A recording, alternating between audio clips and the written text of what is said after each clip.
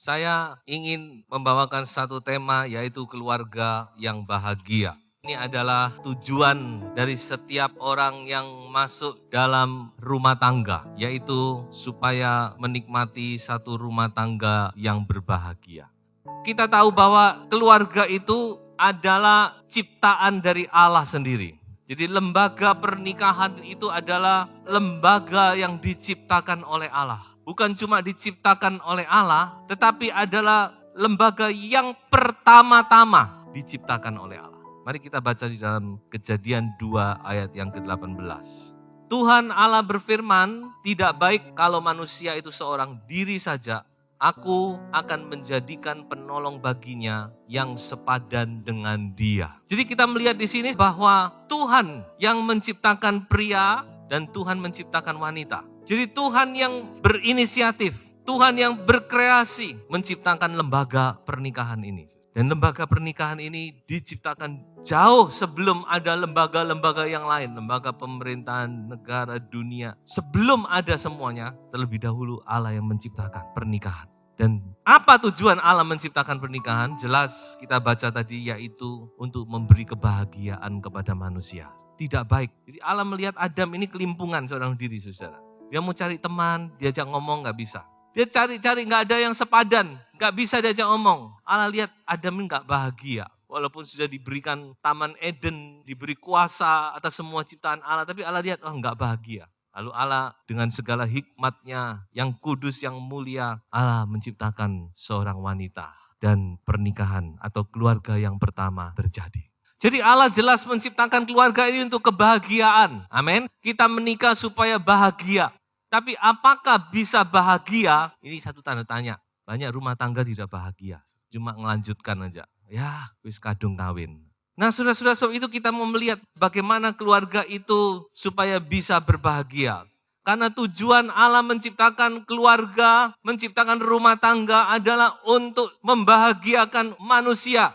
Sebelum kita berbicara lebih lanjut, saya mau lebih dulu meluruskan konsep tentang kebahagiaan dalam rumah tangga ini. Karena kalau konsepnya salah, maka saudara akan salah. Yang saudara kejar, yang saudara tuju nanti akan salah. Coba kita baca Amsal 15:17, Amsal 17 ayat 1. Apa sih kebahagiaan itu dalam skop rumah tangga? Di dalam Amsal 15 ayat 17 dikatakan demikian, lebih baik sepiring sayur dengan kasih daripada lembu tambun dengan kebencian. Pasal 17 ayat 1, lebih baik sekerat roti yang kering disertai dengan ketenteraman daripada makanan daging serumah disertai dengan perbantahan. Saudara bisa menangkap enggak bunyi dua ayat ini? Apa pesannya? Pesan daripada dua ayat ini berbicara bahwa kebahagiaan dalam rumah tangga itu bukan soal materi, saudara. Karena banyak orang salah konsep. Kalau saya bisa mencukupi keluarga, kalau saya bisa kaya, membahagiakan keluarga dengan harta melimpah, maka istri saya pasti akan berbahagia, anak-anak saya akan berbahagia. Banyak orang masuk rumah tangga dengan konsep yang salah. Mereka berpikir bahwa materi itu segala-galanya. Bahwa kekayaan itu bisa untuk membahagiakan rumah tangga. Saya katakan itu adalah salah besar. Materi itu bisa menunjang kebahagiaan. Menunjang saja. Tapi itu tidak menentukan. Dan seringkali saya katakan kalau kita tidak bisa menghandle dengan baik materi atau kekayaan itu justru bisa menghancurkan rumah tangga. Banyak rumah tangga yang hancur, bukan karena punya uang, tapi justru karena kebanyakan uang. Tadinya waktu masih sama-sama merintis, sama-sama soro, sama-sama berangkat dari nol. Oh manis, indah, hubungan suami istri, begitu harmonis dan sebagainya. Tapi begitu sudah melimpah dengan harta, maka mulai kocar-kacir rumah tangga. Jadi sekali-kali saudara, materi cuma menunjang, tapi bukan di situ letak kebahagiaan. Kita sudah baca di dalam Amsal tadi. Yang penting itu kasih, yang penting itu damai sejahtera. Ya, sebab itu saya mohon kita coba meluruskan, terutama yang masih mau berkeluarga atau baru berkeluarga, coba luruskan konsep harta kekayaan itu memang penting, bukan tidak penting, saudara. Banyak juga rumah tangga hancur karena soal ekonomi juga banyak. Ya, kita harus bicara seimbang. Tapi yang saya tekankan di sini adalah konsepnya, tujuannya. Apa gambaran saudara tentang rumah tangga? Ini yang harus kita tepat tentang kebahagiaan. Banyak keluarga yang kaya raya, tapi istrinya stres. Atau sebaliknya suaminya stres. So itu sudah, ayo kita sekarang punya konsep yang benar bahwa kebahagiaan itu bukan masalah yang lain-lain itu. Kemudian ada satu hal lagi yang perlu saya tekankan bahwa kebahagiaan itu harus dua belah pihak bisa mengamini. Dua belah pihak harus bisa merasakan memang bahagia. Kebahagiaan itu harus dirasakan oleh dua belah pihak. Suami istri harus sama-sama merasakan memang bahagia. Mengapa saya tekankan di sini? Karena seringkali kebahagiaan itu cuma dirasakan satu pihak. Suaminya merasa bahagia. Kenapa kok merasa suaminya bahagia? Karena di rumah tangga dia merasa dia adalah raja. Dia bisa berbuat segala sesuatu. Istrinya, anak-anaknya harus nurut. Dia ngomong harus semuanya nurut. Dia bahagia. Dia merasa senang. Tapi istrinya, anak-anaknya stres. Gak berani ngomong. Gak bisa ngomong. Nurut karena bisa stres, tertekan. Bahagia kalau tanya suaminya. Bahagia, wah bahagia. Rumah tangga saya bahagia, tapi coba ditanya istrinya. Belum tentu. Ini keluarga yang tidak bahagia. Yang bahagia cuma satu pihak, bagaimana bisa dibilang bahagia? Atau sebaliknya, istrinya bahagia, oh senang, dibawa kemana-mana, oke, suaminya tidak berani apa-apa, stres suaminya saudara. Ngomong sendiri dibentak, suaminya ngomong sak kecap, istrinya kayak mitraliur. Suami itu kalah pasti ngomong sama istri. Istrinya bahagia, tapi suaminya stres. Apakah itu keluarga yang bahagia? Jadi kebahagiaan ini harus bisa dirasakan oleh semua pihak dalam rumah tangga. Bukan cuma suami dan istri, tapi anak-anak bisa menikmati yang namanya keluarga bahagia itu dia rasakan. Memang aku dalam keluarga ini aku bersyukur, aku merasakan kebahagiaan. Aku melihat kedua orang tua aku bahagia, anak-anak juga bahagia. Ini baru yang namanya kebahagiaan. Nah sekarang kita mau melihat dari Alkitab bagaimana sih supaya keluarga itu menjadi keluarga yang bahagia. Rumah tangga yang bahagia. Apa yang firman Tuhan katakan tentang kebahagiaan? Apa yang firman Tuhan katakan tentang menjadi atau mencapai keluarga yang bahagia? Di mana kuncinya? Ada 3 hal yang saya mau sampaikan.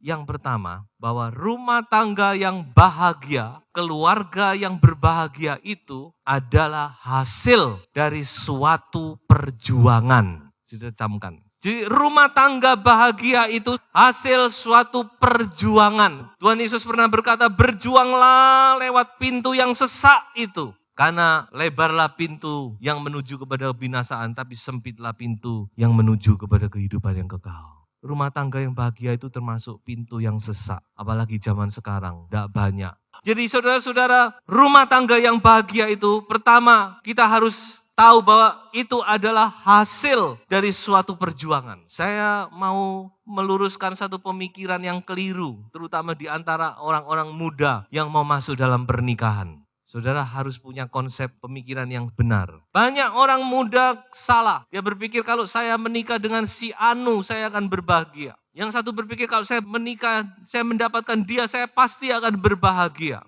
Kalau saya menikah dengan si itu, saya akan berbahagia. Salah. Saudara menikah dengan siapapun, belum tentu bahagia. Bisa bahagia, bisa tidak. Mengapa? Karena kebahagiaan ini adalah hasil perjuangan, saudara. Jadi nggak tergantung saudara menikah dengan siapa, ya tentu harus menikah dengan orang yang dikehendaki Tuhan maksud saya. Tapi bukan tergantung dari orangnya, karena ini adalah hasil suatu perjuangan. Saudara masuk dalam pernikahan tidak langsung otomatis. Saudara langsung berbahagia, wow mempunyai keluarga yang senang. Ya mungkin dalam bulan pertama, namanya aja bulan madu saudara.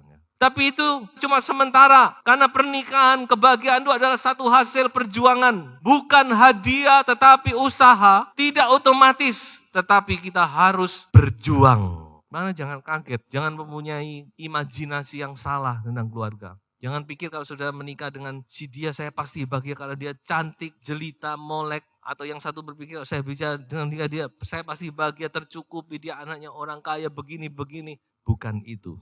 Jangan masuk dalam pernikahan dengan siapapun saudara harus memperjuangkan kebahagiaan itu. Amin. Dan perjuangan itu bukan satu pihak. Mutual effort. Artinya adalah usaha bersama. Tidak bisa cuma suami tok yang memperjuangkan kebahagiaan. Atau istri saja yang mati-matian memperjuangkan supaya keluarga ini bahagia. Tapi harus kedua belah pihak. Harus sama-sama berjuang. Mempunyai satu visi yang sama. 2 Korintus pasal 6 ayat 14. Janganlah kamu merupakan pasangan yang tidak seimbang dengan orang-orang yang tidak percaya. jangan kamu memikul kuk bersama dengan orang yang tidak seimbang, yang tidak percaya. Jadi kuk itu yang diletakkan di atas pundak sapi yang sedang membajak. Dua sapi yang sedang membajak diikat dengan kuk, ya, berjalan bersama, membajak, berjuang, membajak. Dan dua sapi ini harus seimbang. So, kalau tidak seimbang, sudah yang satu yang kasihan. Dia setengah mati, yang satu enak-enakan, tidur-tiduran.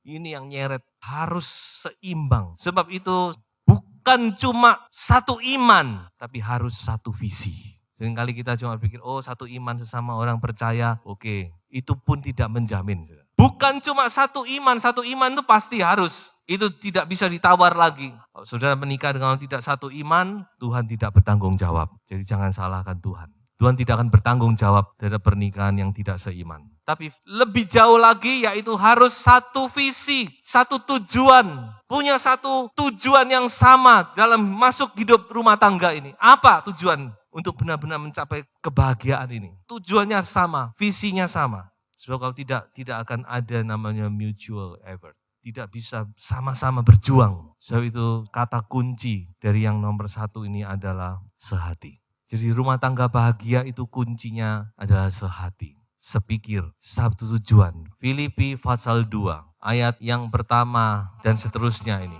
Jadi karena dalam Kristus ada nasihat, ada penghiburan kasih, ada persekutuan roh, ada kasih mesra dan belas kasihan. Karena itu sempurnakanlah sukacitaku dengan ini. Hendaklah kamu sehati, sepikir, dalam satu kasih, satu jiwa, satu tujuan, dan seterusnya. Jadi saudara-saudara, inilah pertama kita harus pahami bahwa rumah tangga yang berbahagia itu adalah hasil suatu perjuangan. Perjuangan dari kedua belah pihak, suami dan istri sama-sama berjuang untuk mencapai kebahagiaan itu. Amin.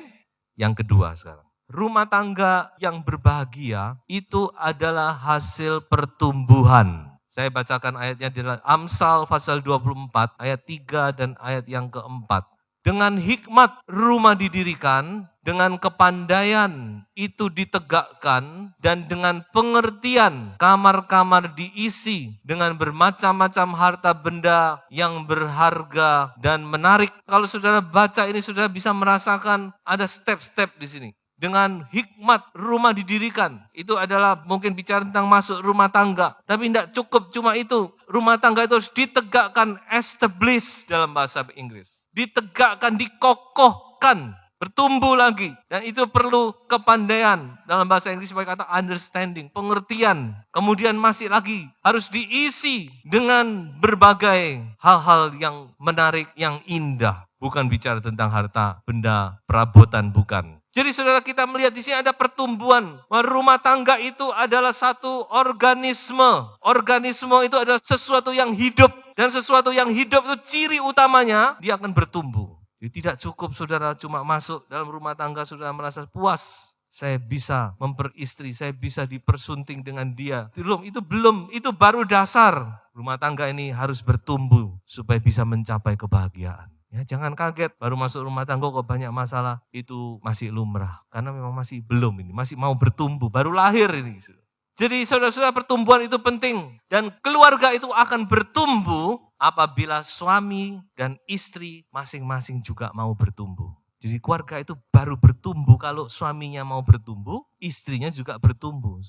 Jadi sekali lagi dua belah pihak, suami juga bertumbuh dalam segala perkara yang baik tentunya, bertumbuh dalam pengertian, bertumbuh dalam wisdom, kebijaksanaan, bagaimana menjadi seorang suami yang bijaksana, bertumbuh dalam pengetahuan, bertumbuh dalam kesabaran, bertumbuh dalam pengampunan, bertumbuh di dalam kasih, bertumbuh dalam segala perkara. Istri juga bertumbuh dan terus bertumbuh, saudara. Maka rumah tangga ini akan mengarah kepada kebahagiaan. Sebaliknya kalau rumah tangga tidak bertumbuh, saudara-saudara, rumah tangga yang mandek itu akan menimbulkan banyak masalah. Saya sudah pernah sentil itu dalam satu khotbah tentang keluarga Ishak dan Ribkah. Keluarga yang dibentuk dengan indah, namun di tengah jalan boleh dikatakan masing-masing berjalan sendiri-sendiri. Anaknya sampai pecah karena kedua belah pihak tidak mau bertumbuh. Ishak tidak bertumbuh, Ribkah tidak bertumbuh juga. Dan kunci dari pertumbuhan adalah hidup di dalam ketaatan. Ketaatan kepada kebenaran firman Tuhan.